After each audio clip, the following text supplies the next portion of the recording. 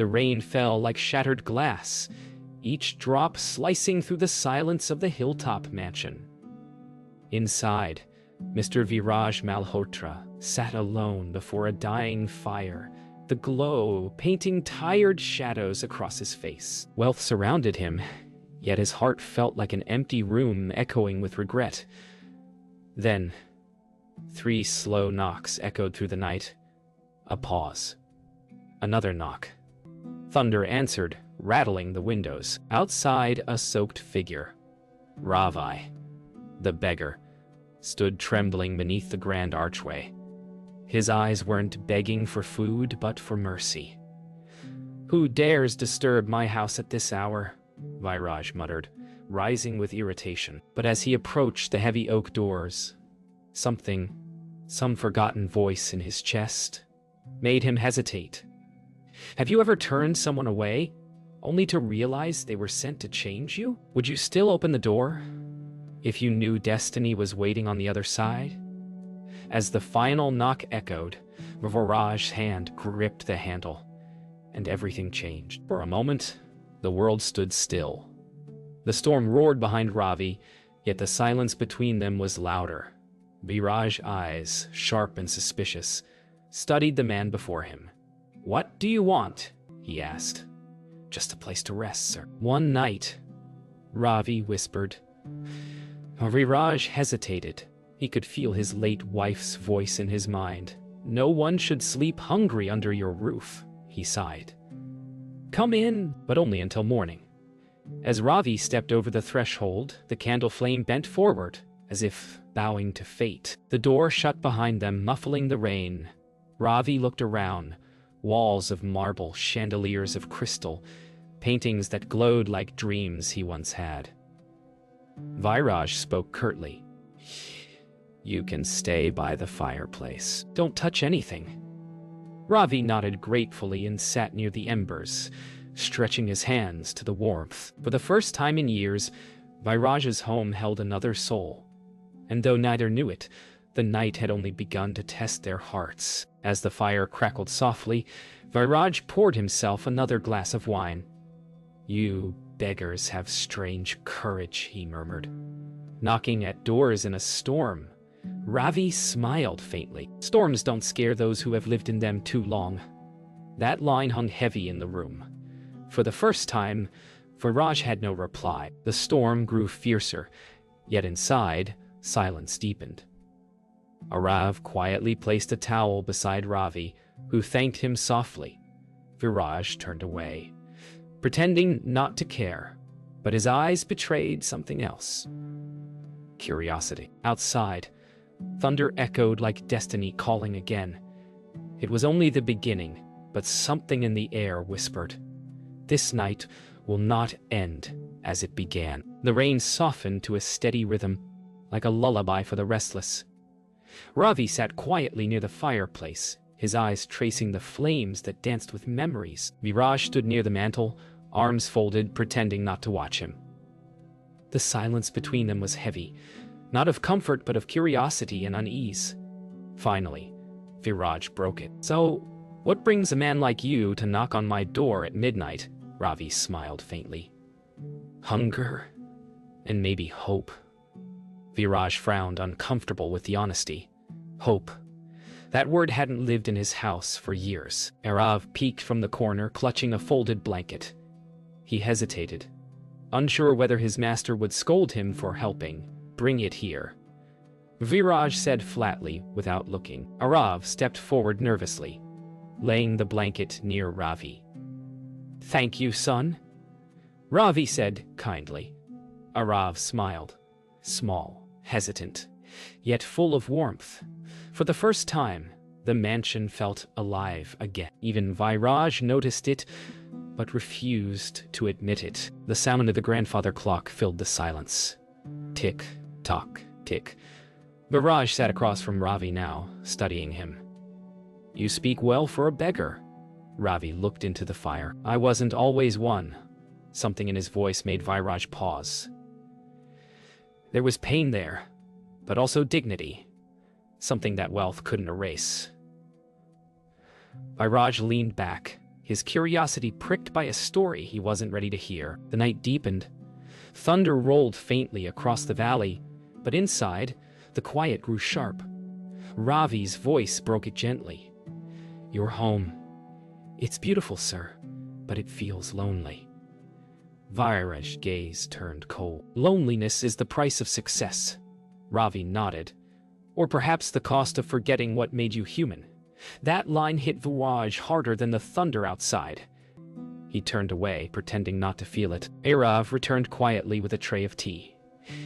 He placed it gently on the table between the two men. Ravi reached for a cup, whispering, "May kindness never be served cold." Viraj's eyes flickered. Something about the man's words stirred buried memories of his late wife, Mira, who used to say the same thing. Outside, the storm began to fade. But inside, a different one began to rise. Hours passed. The mansion felt smaller now, its silence replaced by the soft crackle of fire and the sound of two lives slowly unfolding. Viraj spoke first, his tone guarded. "You said you weren't always a beggar. What were you then?" Ravi looked up, eyes glinting in the firelight. "Craftsman. I used to carve wooden toys. Until a man's company closed my small shop." Viraj frowned, unaware of what truth those words carried. "Sometimes, life brings strangers to your door, not to seek help, but to hold a mirror." Viraj's eyes narrowed. "So you lost everything because of another man's success?" Ravi smiled gently. "No, sir. I lost everything because I trusted that man to be fair." The fire popped sharply, echoing the sting of those words. Viraj leaned back, silent, his mind suddenly stirring with uncomfortable recognition. Somewhere deep down, those words scratched at his past decisions. Faces he'd forgotten. Dreams he had broken. Airav quietly swept the hallway, pretending not to listen, but his young eyes followed every word. He had never seen his master so still, so human. "Do you ever regret your choices, sir?" Ravi asked softly. Viraj turned his gaze toward the window. "Regret is a luxury for those who have time left to change." Ravi nodded. "Then maybe tonight, time has come to knock back." The words struck like thunder, not loud, but unmissable. Viraj finally sighed, lowering his glass. "You speak as though you know regret." Ravi's eyes glistened. "I do. I've seen it in every reflection of a shop window I can no longer call mine." Viraj's grip on the glass tightened. He turned to the mantel where Mira's portrait stood, the only softness left in his world. Ravi followed his gaze. She must have been kind. Viraj swallowed hard. She was kindness itself. The silence that followed was heavier than any storm. Ravi rose slowly, walking closer to the portrait. "She reminds me of someone I once loved," he whispered. Viraj turned toward him, eyes sharp with sudden curiosity. "And where is she now?" Ravi smiled sadly. "Gone, just like everything else, except the lesson she left behind." Viraj stared at him, something shifting in his gaze. A crack in pride, a seed of recognition. For the first time that night, the air between them carried something fragile and rare, understanding. The fire burned low, the wood hissing softly like it carried secrets too heavy to hold. Ravi's voice trembled slightly. "Do you ever think about the people your business affected, sir? The small ones? The ones you never met?" Viraj looked up sharply. "What are you implying?" Ravi met his gaze steadily. "That sometimes our success is built on someone else's ruin." Viraj's chest tightened. Those words didn't sound like accusation. They sounded like truth remembered. The storm outside seemed to echo his heartbeat. Viraj's patience thinned. "You speak as though you know me," he said coldly. Ravi nodded slowly. "Maybe I do." Viraj frowned. "Who are you?" Ravi's eyes softened, filled with both sorrow and quiet strength. "Once, I was a craftsman who supplied wooden toys to your company. Until the factory closed overnight, my name wouldn't matter to you. But your decision destroyed dozens of lives, mine included. The fire cracked loudly, as if reacting to the revelation. Viraj froze. His glass slipped from his hand and shattered. Arav, standing in the corridor, gasped quietly. He had never seen his master speechless. Viraj's voice came out strained. You're from Shanti Toys. Ravi nodded. What's left of it? Viraj turned away, gripping the edge of the table for support. His world, the one built on pride and profit, suddenly trembled beneath his feet. Why come here now? He whispered. Ravi looked at him, calm as the dying fire. Because forgiveness sometimes knocks before dawn. Viraj's breathing grew uneven. The storm had stopped outside, but inside him, it had just begun. He turned slowly, eyes moist though his pride fought to hide it. You came here to punish me. Ravi shook his head. No, sir. To remind you. Of what? That a man's wealth isn't what he keeps. It's what he gives back. The silence that followed wasn't empty. It was full of everything unsaid for years. Viraj sank into the armchair, his voice breaking.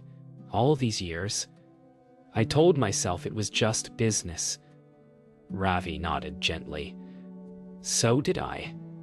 Until business took everything. Viraj's eyes filled with tears he could no longer hide. In that quiet, the mansion no longer felt grand. It felt human again. Two men sat across from each other, one stripped of wealth, the other stripped of excuses. Outside, the first light of dawn touched the sky, carrying a hint of redemption. The clock struck midnight. Its echo rolled through the mansion like a whisper from another world. Viraj sat silently, his eyes fixed on the fading fire. The truth had stripped him bare. Ravi looked at him with calm compassion. You don't need to apologize, sir. Life has already done that for you. Viraj lowered his gaze, guilt trembling through his hands. I took everything from you. Ravi smiled faintly. No, sir. You only took what wasn't meant to stay. The flames flickered softly, as if bowing to the wisdom in his words. Arav, unable to bear the silence, stepped forward. Sir, he's cold. Should I bring him something to eat? Viraj blinked, as though waking from a trance. Yes, bring bread, soup. Whatever's warm. As Arav hurried away, Viraj turned back to Ravi. Stay till morning. You'll want to rest. Ravi looked at him quietly. I only came for the night, sir. The morning is not mine to see. Viraj frowned, not understanding, but something in Ravi's tone felt final. Like goodbye whispered through still air. Ravi coughed softly, his body trembling. Do you ever think, he whispered, that sometimes pain is mercy in disguise? Viraj's heart clenched. Don't speak. You'll rest now. But Ravi smiled. No, sir. This is rest. His voice softened to a whisper. Once, I prayed for the man who ruined me to feel what I felt. Tonight, I see he already has. Viraj reached out, taking his hand, a gesture neither expect. Two worlds, once divided by pride, finally touched. The grandfather clock ticked toward 12:30. Arav returned with a bowl of soup, but Ravi did not move. Sir, the boy whispered. Viraj turned and froze. Ravi sat peacefully, his head bowed slightly, a faint smile still on his face. The fire crackled softly beside him. For a long moment, Viraj said nothing. He simply watched, his chest heavy with something beyond grief, understanding. Outside, the rain had stopped. The world had gone silent to honor the man who came to teach compassion. Viraj sat beside Ravi for hours, unable to move. The night that began with annoyance had ended in silence, deeper than wealth or words. When dawn broke, he gently covered Ravi's body with a blanket, the same one Arav had brought. He whispered, "You came to ask for shelter, but you gave me a soul." In that moment, something inside him changed forever. And though the mansion still stood on the hill, it no longer felt empty. It felt forgiven. Morning came softly, painting gold over grief. The rain had stopped, leaving the world washed clean. Viraj sat in the same chair, watching the pale sunlight fall across Ravi's still face. For the first time, silence didn't feel empty. It felt sacred. He whispered, "You came with nothing, and left me everything." Arav stood nearby, his eyes swollen from crying. "Sir, what will we do now?" Viraj looked at him, and for once, his voice carried warmth. "We begin again." By noon, the mansion's doors, once symbols of pride, swung open wide. Servants whispered as Viraj, who rarely spoke to anyone, began giving orders with purpose, not power. "Send word to the village," he said. "Find the families who once worked for Shanti Toys. Tell them the doors are open again." Arav's eyes lit up with disbelief. "You mean you'll rebuild it?" Viraj nodded slowly. "Not rebuild, Arav. Restore." Outside, the clouds parted, and sunlight flooded the hill. Days turned to weeks. Viraj walked through the old factory grounds, now covered in dust and silence. He stopped before the broken sign, "Shanti Toys." He placed his hand on it gently, like greeting an old friend. "We'll bring back the laughter," he murmured. Arav stood beside him, eyes wide at the empty halls. "Do you really think people will return?" Viraj smiled faintly. "Kindness always finds its way home." The factory's machines roared back to life. Workers returned, faces lined with time but hearts eager to rebuild. Viraj worked alongside them, sleeves rolled, hands stained with grease and paint. For the first time in years, laughter echoed where silence once ruled. And each evening, he would place a silver coin near the entrance, a quiet tribute to the man who gave him sight through sorrow. That night, Viraj walked back to the mansion, tired yet fulfilled. The same wind that once carried loneliness now carried life again. He stood before the fireplace where Ravi once sat. In his palm lay the silver coin Ravi had left, the same one from that midnight. He smiled through tears. "Your lesson lives, old friend." And as he placed the coin on the mantel beside Mira's portrait, the fire flickered high, as if both souls nodded in peace. Years passed. The mansion no longer stood in silence. It hummed with laughter, footsteps, and purpose. In the courtyard, children from the village played with wooden toys, stamped with the words Shanti and hope. Arav, now grown, sat on the steps, watching them with pride. His eyes still carried the reflection of that stormy night long ago. Some stories never end. They just change hands. One evening, Arav gathered the village children beneath the banyan tree. "Do you know," he began softly, "why these toys are free?" They shook their heads eagerly, because once, a man who had everything learned that the greatest gift is kindness. The children listened wide-eyed, their hands clutching the very toys that carried the lesson of that midnight long ago. As the children giggled, Arav's gaze drifted toward the horizon. He remembered Viraj, his once proud master, now a humble philanthropist. Viraj had rebuilt not just factories but hearts. When he passed, people didn't mourn a rich man, they mourned a good one. Arav whispered under his breath, "He kept his promise." The wind carried those words gently, like a blessing returning home. As night fell, Arav told the final part of the story. "The beggar who knocked at midnight wasn't poor," he said softly. "He was rich in what most of us forget to keep: compassion." The children sat silently, eyes shining in the lantern glow. "Remember," Arav added, "you don't have to be wealthy to change a life. You just have to open your door when kindness knocks." And somewhere in the wind, it almost sounded like two voices, Ravi's and Vairaj's, laughing together once more. The night grew quiet. The children fell asleep by the fire's glow, dreams filled with lessons older than time.